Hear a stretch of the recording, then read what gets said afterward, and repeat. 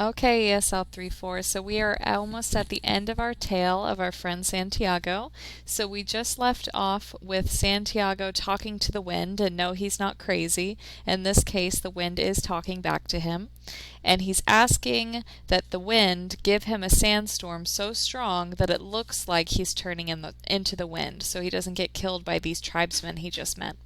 So let's go ahead and see what happens to him. So it says, "Well then, help me to do that," the boy said. "Fill this place with a sandstorm so strong that it blots out the sun.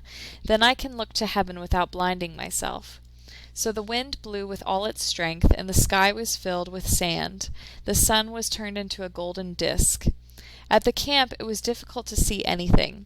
The men of the desert were already familiar with that wind. They called it the Semum. It was worse than a storm at sea. Their horses cried out, and all their weapons were filled with sand. On the heights, one of the commanders turned to the chief and said, "Maybe we had better end this." They could barely see the boy. Their faces were covered with blue cloths, and their eyes showed fear. "Let's stop this," another commander said. "I want to see the greatness of Allah," the chief said with respect. "I want to see how a man turns himself into the wind." But he had made a mental note of the names of the two men who had expressed their fear. As soon as the wind stopped, he was going to remove them from their commands, because true men of the desert are not afraid. "The wind told me that you know about love," the boy said to the sun. "If you know about love, you must know about the soul of the world, because it's made of love."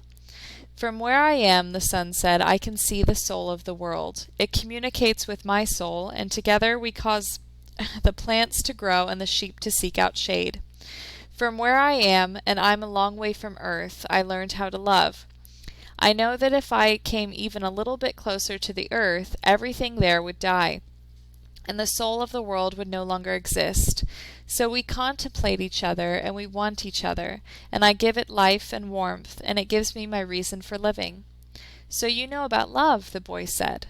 "And I know the soul of the world, because we have talked at great length to each other during this endless trip through the universe. It tells me that its greatest problem is that up until now only the minerals and vegetables can understand that all things are one. That there's no need for iron to be the same as copper, or copper the same as gold. Each performs its own exact function as a unique being. And everything would be a symphony of peace if the hand that wrote all this had stopped on the 5th day of creation. But there was a 6th day," the sun went on. "You are wise because you observe everything from a distance," the boy said. "But you don't know about love. If there hadn't been a 6th day, man would not exist. Copper would always be just copper, and lead just lead. It's true that everything has its personal legend, but one day that personal legend will be realized. So each thing has to transform itself into something better, and to acquire a new personal legend, until some day the soul of the world becomes one thing only." The sun thought about that and decided to shine more brightly. The wind, which was enjoying the conversation, started to blow with greater force, so that the sun would not blind the boy. "This is why alchemy exists," the boy said, "so that everyone will search for his treasure, find it, and then want to be better than he was in his former life. Lead will play its role until the world has no further need for lead, and then lead will have to turn itself into gold. That's what alchemists do. They show that when we strive to become better than we were, everything around us becomes better too." "Well, why did you say that I don't know about love?" the sun asked the boy. "Because it's not to love to be static like the desert, nor is it to love to roam the world like the wind. And it's not love to see everything from a distance like you do. Love is the force that transforms and improves the soul of the world. When I first reached through to it, I thought the soul of the world was perfect. But later I could see that it was just like other aspects of creation, and had its own passions and wars. It is we who nourish the soul of the world, and the world we live in will be either better or worse, depending on whether we become better or worse. And that's where the power of love comes in, because when we love, we always strive to become better than we were." "So what do you want of me?" the sun asked. "I want you to help me turn myself into the wind," the boy answered. "Nature knows me as the wisest being in creation," the sun said, "but I don't know how to turn you into the wind." "Then whom should I ask?" The sun thought for a minute. The wind was listening closely, and wanted to tell every corner of the world that the sun's wisdom had its limitations, that it was unable to deal with this boy who spoke the language of the world. "Speak to the hand that wrote all," said the sun. The wind screamed with delight and blew harder than ever. The tents were being blown from their ties to the earth, and the animals were being freed from their tethers. On the cliff, the men clutched at each other as they sought to keep from being blown away. The boy turned to the hand that wrote all. As he did so, he sensed that the universe had fallen silent, and he decided not to speak. A current of love rushed from his heart, and the boy began to pray. It was a prayer that he had never said before, because it was a prayer without words or pleas. His prayer didn't give thanks for his sheep having found new pastures. It didn't ask that the boy be able to sell more crystal. And it didn't beseech that the woman he had met continue to await his return. In the silence, the boy understood that the desert, the sun, and the wind were also trying to understand the signs written by the hand, and were seeking to follow their path, and to understand what had been written on the single emerald. He saw that omens were scattered throughout the earth and in space, and that there was no reason or significance attached to their appearance. He could see that not the deserts, nor the winds, nor the sun, nor the people knew why they had been created, but that the hand had a reason for all of this, and that only the hand could perform miracles or transform the sea into the desert, or a man into the wind, because only the hand understood that it was a larger design that had moved the universe to the point at which 6 days of creation had evolved into a master work. The boy reached through to the soul of the world and saw that it was the part of the soul of God, and he saw that the soul of God was his own soul, and that he, a boy, could perform miracles. The Simum blew that day as it had never blown before. For generations thereafter, the Arabs recounted the legend of a boy who had turned himself into the wind, almost destroying a military camp in defiance of the most powerful chief in the desert. When the Simum ceased to blow, everyone looked to the place where the boy had been. But he was no longer there. He was standing next to the sand-covered sentinel on the far side of the camp. The men were terrified at his sorcery. But there were only 2 people who were smiling, the alchemist because he had found his perfect disciple, and the chief because that disciple had understood the glory of God. The following day, the general bade the boy and the alchemist farewell, and provided them with an escort party to accompany them as far as they chose. They rode for an entire day. Toward the end of the afternoon, they came upon a Coptic monastery. The alchemist dismounted and told the escorts that they would return to the camp. "From here on you will be alone," the alchemist said. "You are only 3 hours from the pyramids." "Thank you," said the boy. "You taught me the language of the world." "I only invoked what you already knew."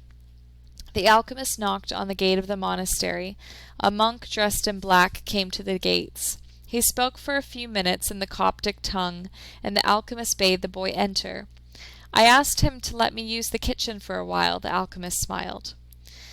They went to the kitchen at the back of the monastery. The alchemist lighted the fire, and the monk brought him some lead, which the alchemist placed in an iron pan.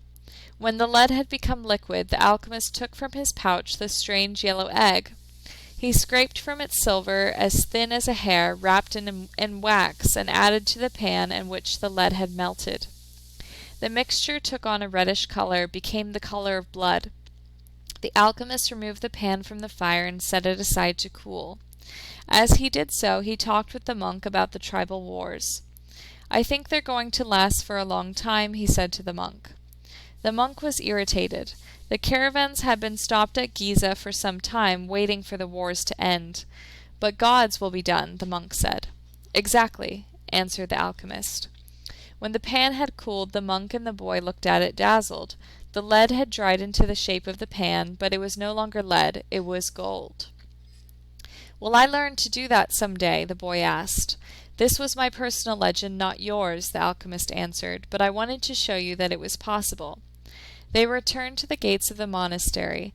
There the alchemist separated the disc into 4 parts. "This is for you," he said, holding one of the parts out to the monk.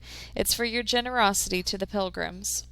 "But this payment goes well beyond my generosity," the monk responded. "Don't say that again. Life might be listening, and give you less the next time." The alchemist turned to the boy. "This is for you, to make up for what you gave to the general." The boy was about to say that it was much more than he had given the general, but he kept quiet, because he had heard what the alchemist said to the monk. "And this is for me," said the alchemist, keeping one of the parts, "because I have to return to the desert where there are tribal wars." He took the fourth part and handed it to the monk. "This is for the boy if he ever needs it." "But I'm going in search of my treasure," the boy said. "I'm very close to it now." "And I'm certain you'll find it," the alchemist said. "Then why this?" "Because you have already lost your savings twice, once to the thief and once to the general. I'm an old superstitious Arab, and I believe in our proverbs. There's one that says, 'Everything that happens once can never happen again, but everything that happens twice will surely happen a third time.'" They mounted their horses. "I want to tell you a story about dreams," said the alchemist. The boy brought his horse closer. In ancient Rome, at the time of Emperor Tiberius, there lived a good man who had two sons. One was in the military and had been sent to the most distant regions of the empire, and the other son was a poet and delighted all of Rome with his beautiful verses. One night the father had a dream. An angel appeared to him and told him that the words of one of his sons would be learned and repeated throughout the world for all generations to come. The father woke from his dream grateful and crying, because life was generous and had revealed to him something any father would be proud to know. Shortly thereafter the father died as he tried to save a child who was about to be crushed by the wheels of a chariot.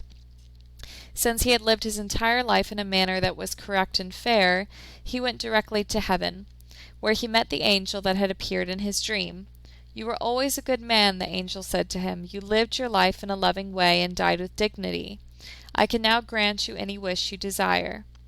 "Life was good to me," the man said. "When you appeared in my dream, I felt that all my efforts have been rewarded, because my son's poems will be read by men for generations to come. I don't want anything for myself, but any father would be proud of the fame achieved by one who he had cared for as a child, and educated as he grew up. Sometime in the distant future I would like to see my son's words." The angel touched the man's shoulder, and they were both projected far into the future. They were in an immense setting, surrounded by thousands of people speaking a strange language. The man wept with happiness. "I knew my son's poems were immortal," he said to the angel through his tears. "Can you please tell me which of my son's poems these people are repeating?" The angel came closer to the man, and with tenderness led him to a bench nearby, where they sat down. "The verses of your son, who was the poet, were very popular in Rome," the angel said. "Everyone loved them and enjoyed them. But when the reign of Tiberius ended, his poems were forgotten. The words you're hearing now are from those of your son in the military." The man looked at the angel in surprise. "Your son went to serve at a distant place and became a centurion. He was just and good. One afternoon one of his servants fell ill, and it appeared that he would die. Your son had heard of a rabbi who was able to cure illnesses, and he rode out for days and days in search of this man. Along the way he learned that the man he was seeking was the Son of God. He met others who had been cured by him, and they instructed your son in the man's teachings. So, in spite the fact that he was a Roman centurion, he converted to their faith. Shortly thereafter he reached the place where the man was looking for was visiting. He told the man that one of his servants was gravely ill, and the rabbi made him ready to go to the house with him. But the centurion was a man of faith, and looking into the eyes of the rabbi, he knew that he was surely in the presence of the Son of God.